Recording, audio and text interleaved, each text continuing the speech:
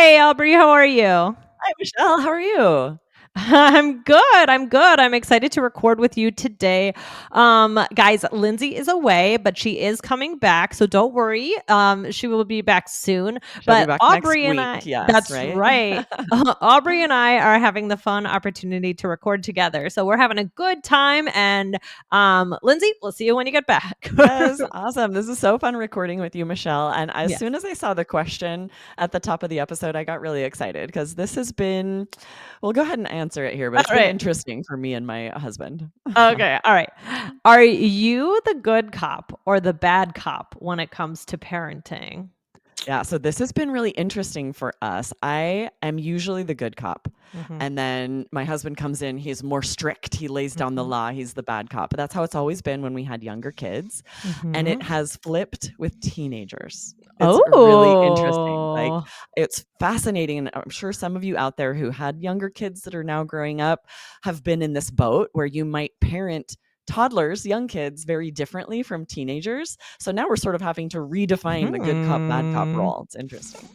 That What about is you, Michelle? that is very interesting because, yeah, I would say right now I'm the good cop. And, well, I would say I'm the pushover. I don't know if that counts as good as a good Yes. cop. But, Right. I'm very much the gentle parenting, "Oh, we have to apologize if we say," I'm very much like Mhm. that. I'm not I mean, yeah, of course I have my moments, but I'm the good cop. That doesn't shock me, Michelle. You definitely seem like a good cop type of gal. I would be kind of surprised if you're like, "I'm the bad cop, I'm so mean." What? No. And We of know you course, the better than bad that. cops as parents, that doesn't necessarily mean they're mean, but they are better able to maybe hold a boundary. They are able Good to get point. things like bad cops get things done. That's Um, true. Because sometimes you have to be strict in order to, yeah, create good habits to really, for me, it's about following through on consequences because yeah. it's usually more difficult for me to follow through with whatever I've threatened, right? Yes, yes. Right, because if you do make there's a lot of empty threats I think that Yeah. parents make. What's an empty threat? Yeah, this is something you don't really intend to do. Like, I have threatened to sell my children's iPads because I want them to have less screen. I'll be like, if I'll hide them and then they'll find them and sneak it. And so then I'll say, if you do that again, I will sell your iPad. That's an empty threat because I need them to have them on road trips. I just Right, need them right. to stop like sneaking it when I don't want them to have it. Right. Or like this is my favorite one. Like my Dan is like famous for the empty threats and it just cracks me up. Like right now the Knicks are in the playoffs and we are watching every single game religiously. It's the only sport I truly care about. And my son is watching. And so like if there's I will not watch a game and I want to watch with my son because it's fun to watch with him. It's special. And so Dan will be like, "All right, well, we're not watching the next game if blah blah blah." And I like, we're Do not you feel gonna like there's actually no do way you're going to follow through on that? why would like that would be punishing myself, Exactly. So just that It just reminds makes me, I me feel laugh. like the most famous empty threat is, "I will turn this Turn this car car around." around. When kids are fighting in the back seat, we've all done that. Yeah, or yeah, he'll be like, "We're going home." I'm like, "Really? Like we're obviously not going home if Yeah. this." Or like, "Don't make that threat because I don't want to. Wherever we're going, Right, I'm the one that wants to go. exactly. The kids don't care." So my problem is then I don't make any threats and I Right. just let them boop boop boop Because walk you're not all gonna follow over. through on it. That's really funny. Yeah, but that's what you're supposed to do. That's what the Instagram accounts tell me anyways, that you're supposed to show that boundary, show that you're serious. Mhm. So I don't know. But Who what a knows? great Maybe way I'll be to better. connect with friends to ask if they're the good cop Oh or the yeah. bad cop. And this can be about parenting for sure, but also in relationships. A lot of Yeah. different things about your life, you might be the good cop or the bad cop. Exactly. So Lindsay and I recently had this expression come up on an episode of Business English, and that's why we decided, oh my gosh, we have to cover it on All Ears English. So I'm excited to talk about it with you, Aubrey. So, but it sounds like you use this expression. It I sounds do. like this is pretty common, right? Exactly right. It's often if like one person's acting really nice or is really nice, and then the other person is either strict, lays down the law, like acts like the tough one, or sometimes the mean one, right? It's usually on purpose. It actually happens. You see this a lot in like true crime shows when they bring in whoever's been accused of a crime, and you have the good cop go in and be really nice, and then the bad cop comes in and it's usually bad cop first. They like scare them, Right, and then the right, good cop right. comes in and they trust them. Right, exactly. Yeah, one is really nice, the other one lays down the law. I love that expression. They act like, so one is kind of acting like the tough one or is the tough one. So that's Right. this idea of good cop, bad cop. And it's usually a purposeful approach, maybe to get someone to act in a certain way, to do something, sign on to something. I mean, again, Aubrey, we were talking, this just made me think of parenting right away, of course. So like an example could be maybe a kid wants to sleep over at a friend's house and one parent says no and the other might say, oh, it's okay if you do whatever, if you do your chores, something like this. Aubrey, Yeah. how do you feel about, are your kids allowed to have sleepovers? Oh, they weren't when they were younger, but now as they get older, a lot of birthday parties are sleepovers, and I don't want Yeah. them to miss them, so we do allow that. And sometimes we'll allow them to have a sleepover, but it's really hard because I feel like they're so tired and cranky the next day. Oh. So that's really why I hate sleepovers.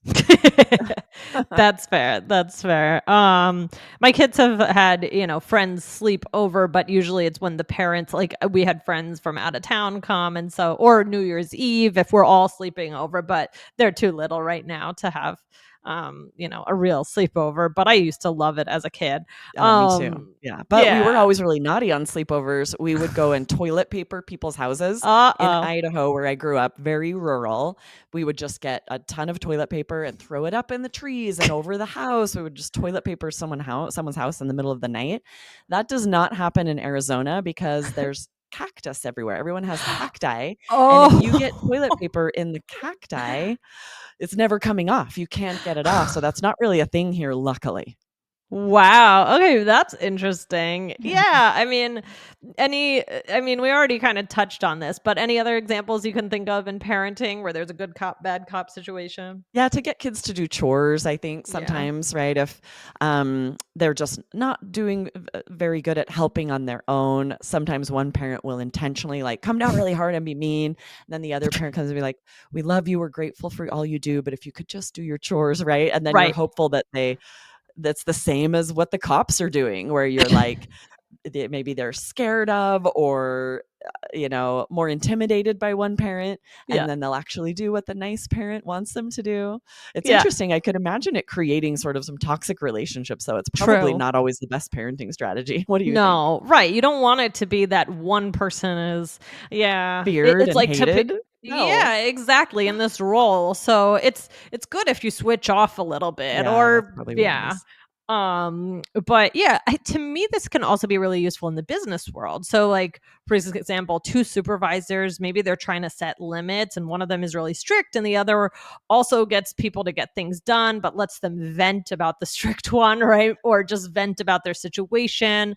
Yeah, Um interesting. but do you think being doing good cop, bad cop, is it manipulative? Absolutely. It's For definitely manipulative, especially if it's being used intentionally. Here's where I've seen this the most, Michelle, is when I'm buying a car at a car dealership.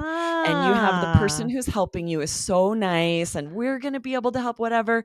And then if you try to negotiate the price, they yeah, say, "Oh, I need to go and I speak to my can't. supervisor." And they come back and they're like, "No, he said," and that person is the bad cop that is saying no to all the things that this salesman said you could Right. have, right? And if you're really insisting, they'll bring in the bad cop. They'll bring in like the supervisor who's like, "Sorry, this, da, da, da," and they give you all the reasons it can't happen so that your salesperson can Mm, stay good cop. the good one. Have you had Yes. that happen?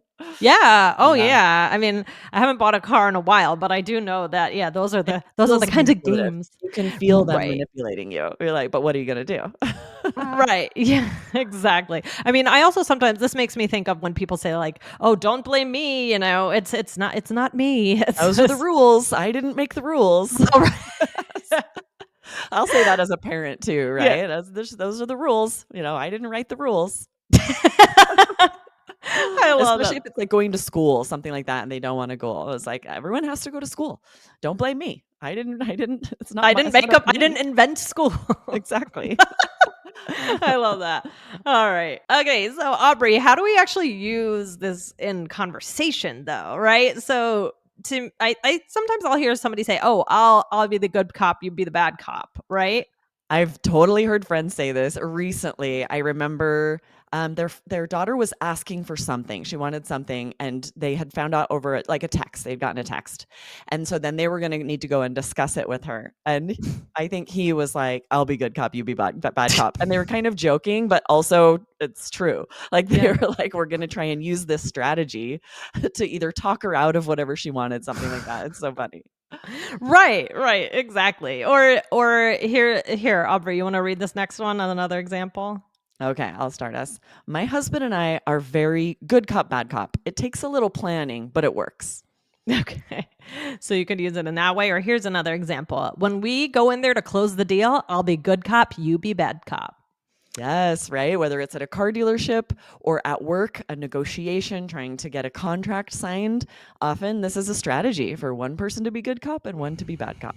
That's right. So you think it's a good strategy? You think it's good for us there to be good cop, bad cop? That's a good question. I think if it's really obvious, if the manipulation is obvious, I think it can hurt the connection actually. I think I'm less likely to like trust someone and buy it or sign the contract if I feel them using this tactic on me. What do you think? Yeah, I agree. It can and sometimes you kind of walk into a situation knowing that, like the car Right. dealership. It's Some expected. sometimes that might be a little less obvious. But yeah, definitely if you realize that that's been done to you, feel very slighted, and that definitely is going to make you lose trust. So we're not suggesting this as a strategy. We're just letting you know that it does happen and letting you know about this expression because you will hear it out in the Absolutely. wild. Yeah, Um, let's do a role play here. You and I are friends whose kids are playing at the park, and we want them to leave the park. I've been there so many times. It is really oh, difficult. I'm like dragging them, oh my kicking and screaming. God. Yeah, they don't want to Like, leave. it always works when somebody, I mean, the better thing is to leave at the same time as the friend. That's always Absolutely. I've If friends definitely are been like staying, it's the yeah. worst. Sometimes I've been, like, thinking, "Okay, well, I could stay another 10 minutes," but when I hear a friend is going, I just go, "Okay, time to go. Time to go. We've all This gotta is my leave. out. This is the moment." Exactly. Um, so here we go. Okay, so should I tell them about the ice cream? Sure, and I'll tell them it's time to leave. I'll be bad cop. Are you sure? I don't mind. You can be the good cop. Okay, fine. Next time we'll switch.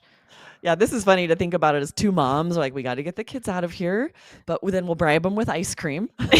You tell them we gotta leave, I'll tell them we're having ice cream, next time you can be the good cop.